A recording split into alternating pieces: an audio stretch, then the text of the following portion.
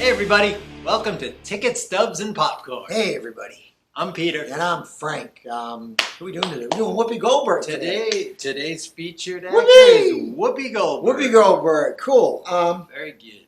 Hey, for our little, roundtable discussion, meeting of the minds later at the end of the show here, I've got a question for you. We've talked about, directors that you'll always go see, and actors that you'll always go see. Who will you never go see? Oh, okay. Who will you be just like, I know that we try to keep things positive. We try to keep things positive, but I get going negative today. No, I understand, because it does happen sometimes. Yeah, so, all right. So all right, there's that. Well, you're thinking about that. I'm going to start talking about Whoopi Goldberg. I think I'm going to start with her presence on the Star Trek. On the Star Trek. The Star Trek. I'm 100 You kids in the interweb. In the interwebs, yeah. She was on like Next Generation. Yeah, she would pop up every now and again as like a bartender. Right? Yeah. And I liked it because up until that time, she was always doing like stand-up comedy. She'd done a little bit of drama, but she was mostly like, hey, she's kind of funny. But in that context, in the world of Trek, she was kind of like a soothing presence, kind of an advisor type. She got to wear a nice hat. She got the big hat. Big thing, yeah. So I just liked her there because she was a little easier to take in that setting. I was never a huge fan of her doing drama. I just couldn't buy it really. But in this, somewhat serious setting or less comedic setting, I thought it worked. And it didn't seem, sometimes we talk about like someone being in a thing that takes you out of it. She didn't do that for me. It was fine. It was great. So I really liked her in that. Ghost. I think she was. That movie was so like over the top, like just dripping with like drama and sadness and everything. Yeah. She was a great dose of a great injection. It needed somebody like her for that in there. Yeah. And she was able to lend a little bit of like in an advisory capacity kind of thing. Oh yeah, as a guide. Yeah, so exactly. To speak. So. A little conduit. Right. Yeah. So I really I liked her in that. I thought she was pretty good, but and one of the funnier movies that she was in, and it's not going to be Sister Act, but I'm going to go with Jumpin' Jack Flash. Jumpin' Jack Flash from 1985 or 86. It's an or something earlier like that. one. Yeah. And I got to tell you, it's probably one of the funniest. It's a really, really, really funny movie. I really like it, and. She's just, she plays this just a data entry kind of person, and she comes across this spy that she needs to kind of help. And as we all do. As you do, when computers be like, oh, there's just some dude talking to me on my computer now, my work computer. Like, it's so, to watch it now and just knowing what computers do now, it's just like, wow, that's this super secret spy stuff. It's right there. But it's funny. She's got one of the funniest lines where she's in a phone booth. A phone booth, kids, is one of these things, a big metal box with glass and a phone in it, where you put money into the phone and make a phone call. Yeah, really old timey. It was also where Superman got into Superman clothes. And so, Doctor Who does something in it. Doctor Who, just travels around anyway. So the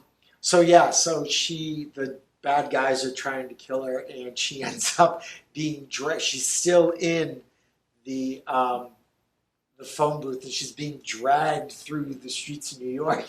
And she's like, once again, as you do, she's just like, I'm a little black woman in a big silver box, and she just screaming her head. It's just funny. I really enjoyed that. Very that good. Movie. Yeah. Very good. So she's very, very funny. I think on The View, I think she takes herself. I think lately she's sort of been taking herself too seriously. Perhaps. So I don't like. I've caught clips and stuff of her on The View and stuff like that. And know she had her own talk show for a little while. Yeah, quite a while. But she, you know, but I like her best when she's funny. Yeah. So Yeah. I do too most of the time. I am going to. I'm just going to start. We do overlap on one. Ghost. Which might be the obvious one. I don't know. Maybe. I would have thought that was what we like overlapped Sister on. Act. Were you gonna pick Sister? No. All right. Oops, So, spoilers. Anyway, yeah, I know, right? Yeah. So with the Ghost, she's Oda Mae Brown, and she's what's needed, because that movie, if you didn't have, this character, it could be just it's just so depressing. so maudlin. Plus, there are parts of it that make no sense. Like he has to run down a flight of stairs in the subway, but then he's able to walk through the subway exactly. door. Aren't you? You're a ghost. Yeah, you can through the floor, stuff, dude. Yeah. Yeah. He doesn't have to follow our rules anymore. Right? What's he doing? Anyway, but she's definitely helps. That's Patrick Swayze. Patrick Swayze. Patrick Swayze. So she's going to help that movie along, because it could get too much. Gee, just dark and sad. Without somebody like that. And so being this conduit, she definitely moves along. So Ghost up there. The second one, it isn't a comedic role for her, but Girl Interrupted, where she's the nurse in that movie. Yeah, that's a good movie. And it's never like done as look at me, I'm Whoopi Goldberg, and I'm in a serious movie. She plays it straight. She's acting the hell out of that movie. Yeah, she's playing it straight, and she also has seen a lot between state hospitals and, in this case, what they used to call a mental institution back in the day. And, there's certain stuff she understands, and there's certain stuff she gets and she's not going to put up with, though. Yeah. She knows how to deal with some, and she knows how to deal with others, and it's not the same. It's not the same cookie cutter form.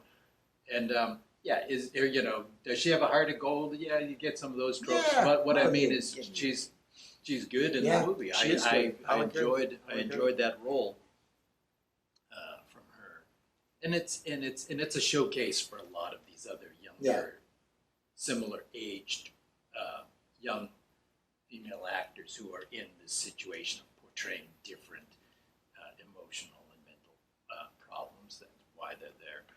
And so she's like, it's good to see she's the nurse, and she's the voice of reason, whatever you want to call that. So enjoyed that one. Right. My third one, it's one of my favorite movies, and it is my favorite movie that she's in. Okay, and that's The Player, not The Player, but The Player. And this movie has, I don't even know, I'm sure somebody has gone to the trouble of counting cameos, people who walk in and out. Yeah. It's a Robert Altman movie. There could be, it's conceivable, there could be like 80 or 85 cameo. People just walk in and out. But it's a normal part of Hollywood life. Right. And that's what this represents. And she's the police detective. So she's not one of the cameo ones. Yeah. She's after the killer, or at least she's investigating the murder of somebody. And she thinks she's onto it, and she might be. But if you've seen the movie, it doesn't end up this way. It ends up in a whole other. I love this movie. Yeah. And she's the detective. And go see The Player. The Player, and she's the detective, Avery, whatever. And she's got a couple of lackeys underneath her. One of them is Lyle Lovett, and they're out investigating this thing, and it's not like remember when Lyle Lovett was acting? Yeah, he showed up in like a bunch of different little things. Yeah. Oh, he was funny. Yeah, and so I just love her as the police detective, and in The Player. Cool. She's good. All right, good. Yeah, Good. I really do. I like that one. All right, she's cool. kind of determined. She's kind of determined. She's on his case there. That's a good choice. Yeah, Lyle Lovett. He's just so weird looking. Yes, you know, and he would use that to his advantage. Totally. I mean, it must have something, because he was like with Julia Roberts. Were they married? They were together. I'm not sure if they were married. Yeah, I don't think they were married, but they were an item for a while. All right, let's talk about actors with date. Yeah. Who in a movie would keep you from seeing a movie? Yeah. I don't want to sound too negative, but we can't help it because of the question. That's the question. Yeah. It's not like we're going to offend anybody and they're going to be like, well, I'm not going on their show. Exactly, yeah. I am not the biggest Sally Fields fan. Okay. I'm just not. The good thing is, at this point in her career, she's probably not the lead. Yeah. So she's probably buried under a few other names. So it might not keep me from watching a movie because she probably doesn't have the most screen time. I think the last time she was pretty prominent in the movie was when she was slutting it up as Forrest Gump's mom. Wow. Come on. Let's be honest here, all right? She was. So I don't go out of my way to beat a path to the movie theater door to see Sally Field. And I'll be honest, I don't know exactly what it is. Yeah, no, I can there's see something there that just kind of keeps me from enjoying a movie. You know what it is? I don't know what it is. I can't say, oh, she does this all the time and that bugs me. Well, she won that Oscar and she's like, you like me, you really like me. Yeah. And I'm just like, with Sally Field, I'm just kind of like, yeah, you're fine.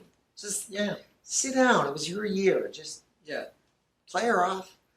So, all right. Anybody else? Anybody who might be the lead of a movie that you won't go see? Oh boy. I may come up with. I'm trying to think. Is there somebody? I don't think there are people. Yeah, I may not be crazy about, but enough to keep me from. Yeah, see, I like movies way too much. Like I think I've only walked out of one movie in my entire life. Yeah, we've actually talked about that. But yeah, I don't think that if the story looks good, if it looks like a good story, then I'll probably see it. I mean, if there's someone who's gonna affect me that much, then it's I won't rush out to see the next Adam Sandler movie because, quite frankly, that's experience as opposed to I hate Adam Sandler. Well, I mean, none of these people do I dislike personally. No, because except Ethan Hawke. He owes me $12. So no, but it's just like open-faced turkey sandwich. I'll never hear the end of the story. For goodness sakes! But Adam Sandler, I'm sure it's not even written yet, but I have already seen the next Adam Sandler movie.